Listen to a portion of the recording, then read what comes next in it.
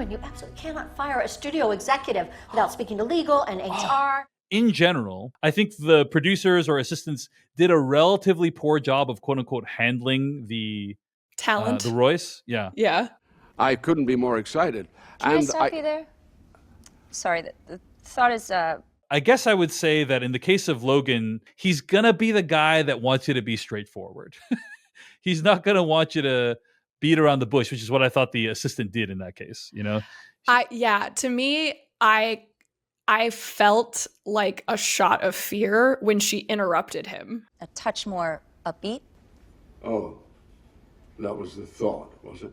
That's what it was. Yes. I think if she had let him finish, again, to the point, he probably just wouldn't want any feedback. But like, it was like, you could see, like, again, Brian Cox is just so good at doing what he does with Logan Roy's character, because you could see the moment when he snapped out of like, I'm being business Logan, into like, did you really just interrupt me? And then like, it just kept getting worse. Yeah. And out of control, and you're not going to fix it. So I'm calling it. I'm sorry. We're done. Yeah, I am. The wheels are starting to come off the bus in this episode, and you can't fire someone that high up in the way that he did it, basically.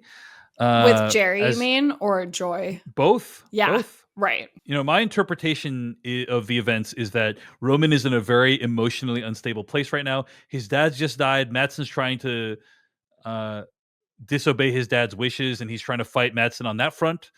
And then he's looking for people to be grateful and deferential. Yeah. So when he says to Joy, the studio executive, hey, we're about to give you a fuck ton of money and you just got to start spitting out hits, he wants her to say, oh my gosh, thank you so much. Like, you're so amazing. Thank you so much. This insurrection by the talent who doesn't want you to be associated with Mencken, the far right-wing candidate. Don't worry, I'm going to take care of that. You don't even need to worry about it, Roman Roy. Like, I think that's what he's looking for from her.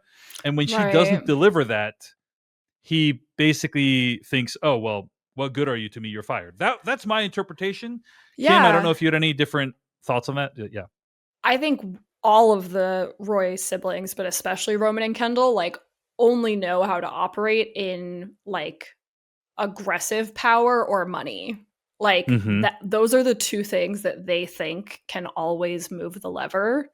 And like, it just can't sometimes. Like, sometimes you have to do the tough human thing and have like a clear conversation with someone, or like be upfront and understanding about what everyone actually needs, versus barreling into executive meetings on some personal vendetta. Again, the backdrop of watching this episode for me, with all of the real world events going on, was like, every one of these conversations, I'm like, the changes that they're talking about are going to result in tons of job losses. Like, these mergers are going to, like, they're probably going to lay people off. Like, when they talk about doing X, Y, and Z thing or whatever, like, again, the show never really shows us the average person at any of these companies who's actually being impacted, or like the average consumer of a lot of these products and stuff. But like, they're there in the subtext of everything that these people are talking about in such a like flippant and callous way. But that seems to be the only thing that they learned from their time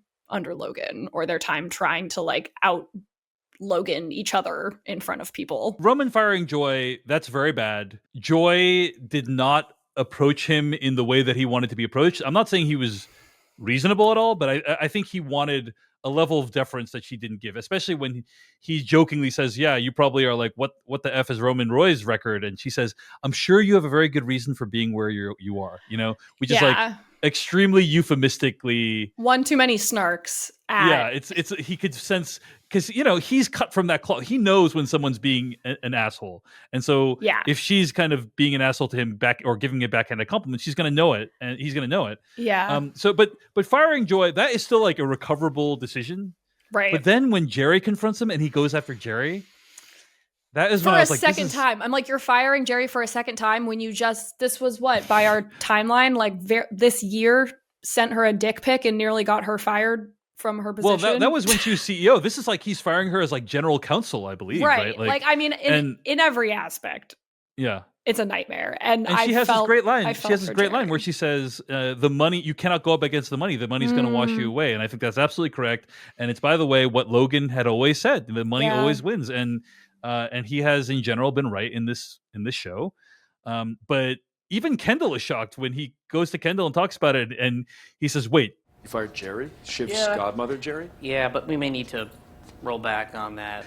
I think his initial reaction is "fuck you, Jerry." Really, Jerry? You know, it really feels like Roman is not acting rationally. He is able to speak in the corporate speak and the correct language of saying, justifying why these people need to be fired, but he is not acting rationally, and it has now become a very unstable force in, as Jerry puts it, a dangerous interregnum for the Waystar Royco company. Here's the rule, okay?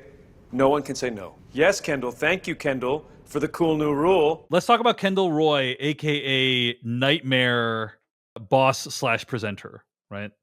And I think this is also, in my opinion, a failure of the people who are handling Kendall. So the big thing is Kendall says he wants this house, and he's going to give the presentation from the house, and the presentation is happening tomorrow.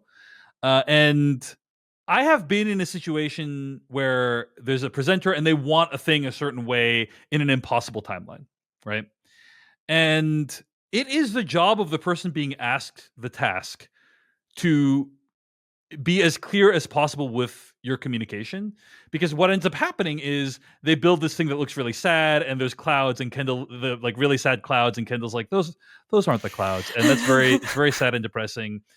And I think it was incumbent upon those people to communicate, hey, like, we're not going to be able to do like it. I don't think it should have gotten to that point. But the problem is, in this whole show, no one is willing to say no to people. And those people needed to go to him and say, hey, this is what we can accomplish in 24 hours and be like as realistic as possible. And because he said nobody can say no. And it's like, well, you can either say no now or wait until you spent 12 hours working on this house that's not going to be used. Yeah. But like one way or the other, the no is going to be communicated, you know? Right. So I think that who knows how I would have reacted in that situation.